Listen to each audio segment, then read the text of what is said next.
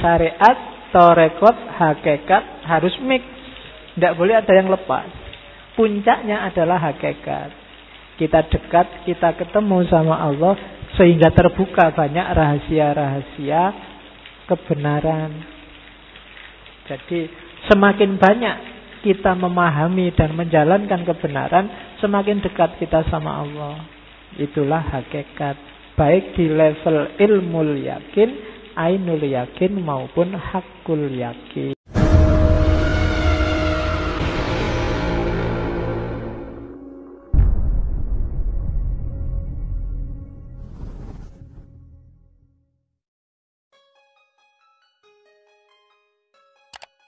Loh, kalau sudah sufi apa ya harus sholat, Pak? Kan banyak yang gitu. Kita makomnya sufi, sholat tidak penting lagi. Tidak. Ada dialektika syariat, torekot, hakikat. Islam yang kafah itu tiga-tiganya. Tidak boleh ada yang hilang. Syariat itu ketetapan Allah, jalan yang dikasih oleh Allah ke kita untuk kita tempuh. Ya jalan fisik nanti namanya fikih, jalan batin namanya tasawuf. Jadi syariat itu syarak. Jadi petunjuk agama Islam itu kan syariat, din yang dikasih Allah ke kita. Ini petunjuk. Syariat ini nggak ada gunanya kalau tidak kita jalankan. Cuma menjalankannya ya jangan ngawur. Harus jelas orientasi, maksud, tujuannya, arahnya, levelnya. Ketika kita menjalankan namanya torekot. Torekot itu kan jalan. Ajaran tadi tidak ada gunanya kalau kita tidak masuk ke ranah torekot. Torekot berarti apa? Perjalanan. Tujuannya apa? Semakin dekat dengan Allah. Ya nanti ada sih yang ngarang jalan sendiri, Pak. Yang penting kan dekat sama Allah tuh, Pak. Tak ngarang sendiri aja, tidak bisa. Ya mungkin bisa ketemu Allah, tapi kalau Allah nggak berkenan gimana? Wong Allah sudah ngasih tahu, kayak kita bikin rumah, terus bikin pintu. Yang mau ketemu saya lewat pintu itu ya. Meskipun di sana ada jendela-jendela. Kalau kamu nekat lewat jendela, nggak lewat pintu, itu yang punya rumah bisa tersinggung. Meskipun kalau lewat pintu, kamu bisa ketemu yang punya rumah. Itu syariat. Jadi jalan yang diberikan oleh Allah. Kalau mau dekat padaku, kalau mau ketemu aku, lewat jalan ini loh. Yang wajib-wajib ini, yang sunnah-sunnah ini. Jangan ngarang sendiri. Ada sih bagian-bagian yang bisa kita ijtihadi sendiri, cuma jangan lupa pintu besarnya. Begitu keliru, ya mungkin ketemu Allah, tapi nanti kalau Allah manggil satpamnya, kamu bisa dipentungi. Ya satpamnya malaikat. Jadi itu syariat dan torekot. Syariat tidak ada gunanya tanpa torekot. Torekot tanpa syariat ngawur. Tidak bisa. Pak, saya sholatnya kurang khusyuk, Pak. Saya itu bisa tenang khusyuk kalau ada musik, Pak. Jadi boleh ya, Pak, sholatnya pakai headset misalnya. Jadi sambil sholat kamu dengerin gitaro, kamu dengerin, tenang sekali, Pak, saya sholatnya khusyuk. Bisa sambil nangis-nangis, sambil dengerin lagu-lagunya. Tidak bisa. Ya mungkin pikiranmu nyampe ke Allah, tapi Allah tidak berkenan. Allah sudah ngasih rumus. Kalau ingin dengerin lagu, ingin batinmu tenang, jangan dalam wilayah sholat. Ketika sholat, Allah ingin ngobrol padamu secara privat, tidak terganggu apapun yang lain. Dengan etika yang sudah dirumuskan itu. Itu torekot sama syariat. Kalau kita sudah paham syariat dan menjalankan torekot, kita akan ketemu hakikat. Hakikat itu kebenaran. Kita jalan menuju Allah dan sampai tujuannya ketemu Allah beneran. dengan berbagai wujud, level, dan modenya. Disitulah kita akan ngerti hakikat. Hakikat itu ketika kita mantuk-mantuk, oh ini toh maksudnya, ini tuh rahasianya, kayak gini tuh kebenarannya. Itu namanya hakikat. Dari kata-kata hak. Ternyata hidup ini tidak penting. Oh ini tuh indahnya akrab sama Allah itu hakikat. Hakikat tidak bisa cuma dipikir. Hakikat tidak bisa cuma dari aktivitas. Harus masuk ke dalam. Ngerti rahasia-rahasia.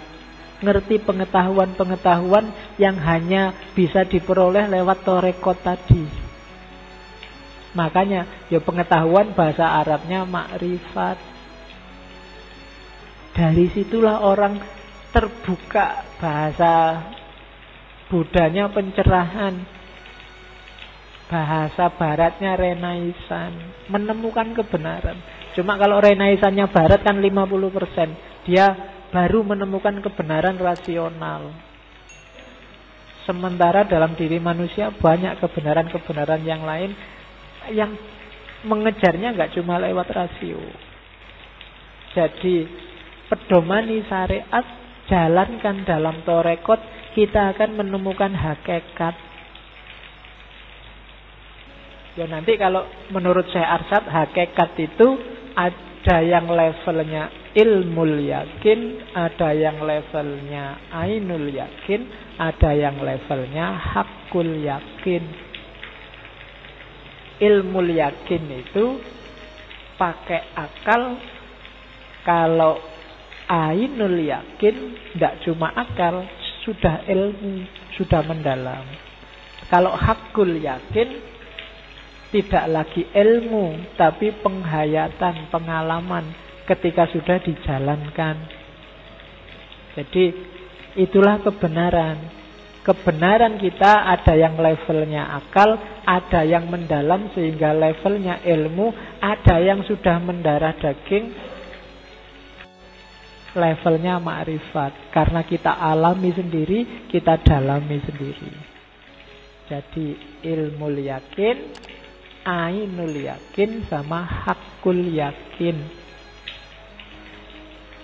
Contohnya, kamu lihat temenmu punya pacar, kuliahnya keteteran. Pacaran itu berarti ganggu kuliah. Ini ilmul yakin. Terus kamu teliti beneran. Kamu wawancara, kamu cari referensi, kamu penelitian lapangan, observasi. Sampai menyimpulkan, benar ternyata pacaran itu ganggu kuliah. Ini ilmul yakin. Tapi kamu masih belum puas. Ndak lego aku sebelum ngerti sendiri. Terus kamu pacaran beneran. Kamu sendiri yang pacaran sekarang. Sekarang ngerasa ke dahsyatnya pacaran. Terus, iya ternyata memang ganggu kuliah pacaran. Ini levelnya sudah hakul yakin. Kamu ngalami sendiri. Orang barat lihat kita sholat, itu ilmul yakin.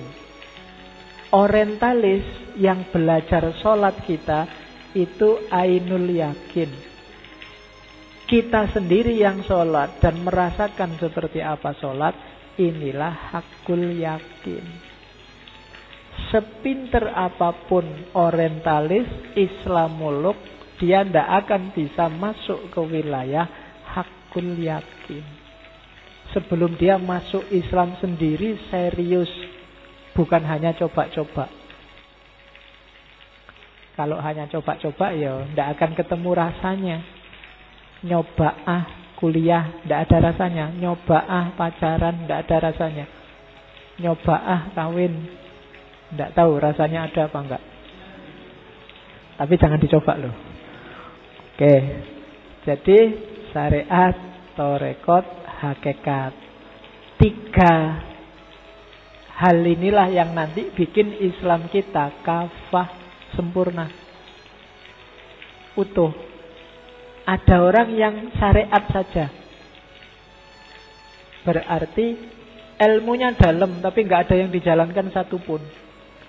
Ngerti sih kalau tahajud itu bagus, ngerti sih kalau baca Quran itu bagus, ngerti sih kalau sholat duha itu bagus, ngerti sih kalau zikir itu bagus. Begitu ditanya mana yang sudah dilakukan, insya Allah Pak.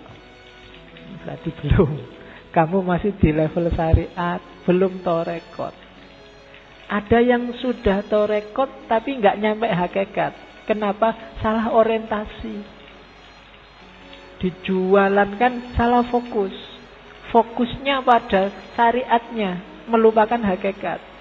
Fokusnya pada sudah cocok apa belum, dan tidak bergerak. Kalau sudah cocok terus mau ngapain? Kehilangan Allahnya. Dia sholat sibuk dengan fikihnya, sehingga khusyuknya hilang. Sholat sibuk, ini barisannya sudah rapat apa belum? Ternyata belum rapat. Terus kakinya yang sebelahmu kamu injek. Karena yang di sebelah nggak mau diinjek, minggir dia. Kamu kejar. Minggir lagi, dikejar lagi. Kamu sholatnya kehilangan Allah cuma kejaran-kejaran kaki. Banyak kan yang kaku begitu. Jadi fokus pada sholatnya. Sholat digigit nyamuk. Terus mbok kukur. Wah, saya Syafi'i ya. Gerak 3 kali batal. Sumpek deh kamu. 1, 2, 3. Ayo ini sudah 3. Kelanjutannya gimana? Kamu fokus ke fikih. Ya sebenarnya rumusnya sholat itu kan 2. Kalau kita sudah ngerti syarat rukunnya, laksanakan secara khudu' dan khusyuk. Khudu' itu aktivitas fisiknya, khusyuk itu aktivitas batinnya. Kan cuma itu. Malah ada hadis yang Nabi waktu sholat ada ular lewat. Sama Nabi sholatnya diberhentikan sebentar, ngambil kayu, ularnya dipukuli, tik tik tik, ularnya mati, dilanjutkan lagi sholatnya. Tapi yo mukulnya enggak sambil joget-joget sambil lincah-lincah, enggak. Khudu itu bikin gerak. Ya mungkin ada tambahan gerakan dikit-dikit, rambutmu gatel, enggak masalah, asal tetap kelihatan tunduk. Khudu. Enggak kok gatel kamu pukul berapa kali sambil sholat sambil enggak. Berarti tidak khudu.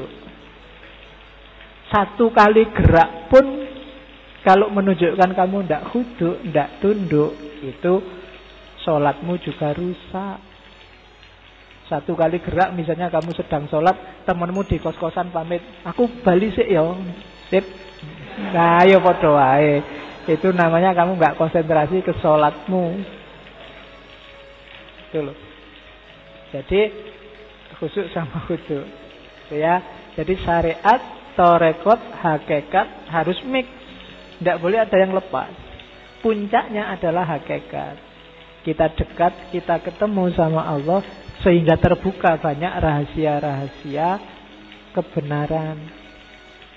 Jadi semakin banyak kita memahami dan menjalankan kebenaran, semakin dekat kita sama Allah. Itulah hakikat. Baik di level ilmul yakin, ainul yakin maupun hakul yakin. Ya ini uraian tadi, hubungannya syariat, torekot, hakikat. Syariat tanpa torekot itu hampa, tidak ada gunanya. Torekot tanpa syariat itu sesat, tidak jelas orientasinya. Syariat dan torekot tanpa hakikat itu olahraga. Tidak jelas mau kemana. Jadi 3-3-nya harus dialog, harus ada. Syekh Muhammad Arsyad ngambil ibarat buah kelapa. Pohon kelapa itu loh, dan buahnya. Kulitnya itu syariat. Dagingnya, degannya, dan air kelapanya itu torekot. Minyaknya itu hakikat.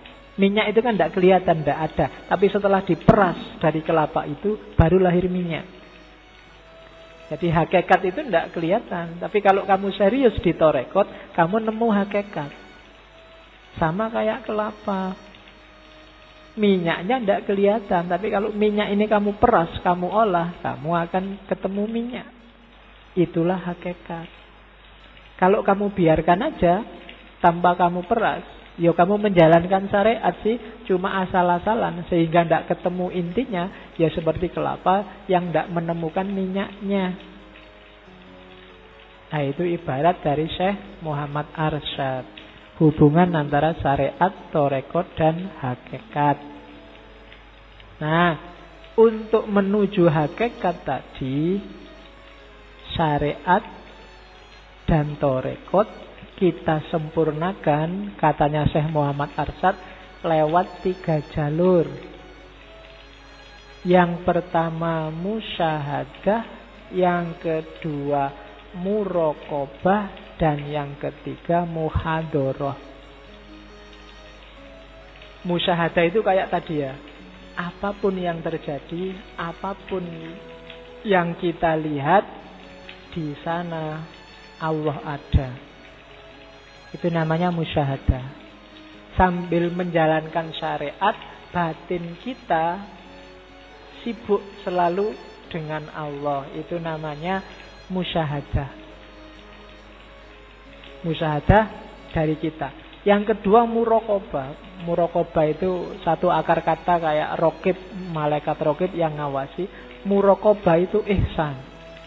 Kita merasa selalu dilihat Allah. Anta budallaha ka'annaka tarahu wa in lam takun tarahu fa innahu yaraka.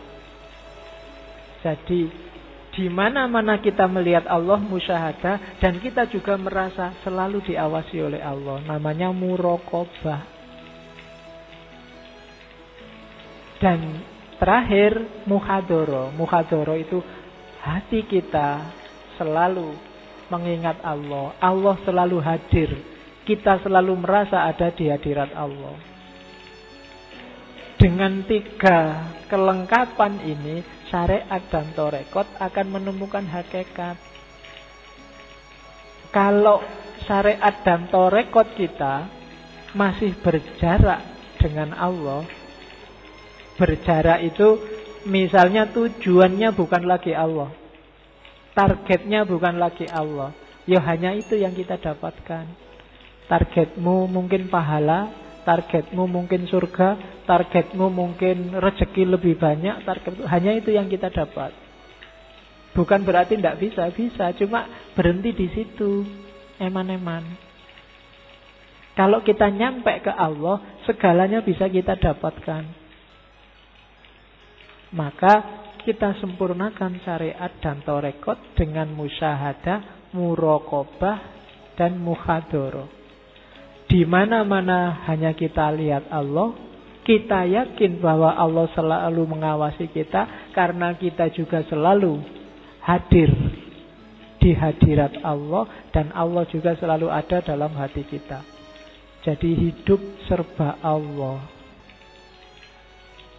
Jadi yang zikir nggak cuma mulutnya tapi juga batinnya dan perbuatannya.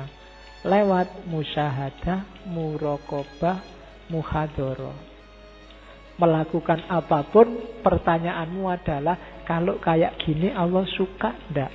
Allah ridho enggak? Saya mau ngaji atau enggak usah ngaji, nongkrong aja. Kira-kira Allah lebih ridho mana? Pertanyaannya begitu. Masuk kuliah atau jalan-jalan aja di mall? Kira-kira Allah lebih ridho mana? Sholat duha atau, nah itu kan selalu pertanyaanmu begitu, kamu akan lebih dekat sama Allah. Ada cewek cakep, ini tak lirik, opo ndak usah aja. Kira-kira Allah lebih suka yang mana? Ada. Jadi apapun yang dilakukan, coba dialoglah sama Allah. Kalau sudah nggak kuat untuk ngelirik, izin sebentar ya Allah. Wah, oke. Jadi itu namanya apa? Musyahadah, muraqabah, muhadharah. Saksikan Allah di mana-mana.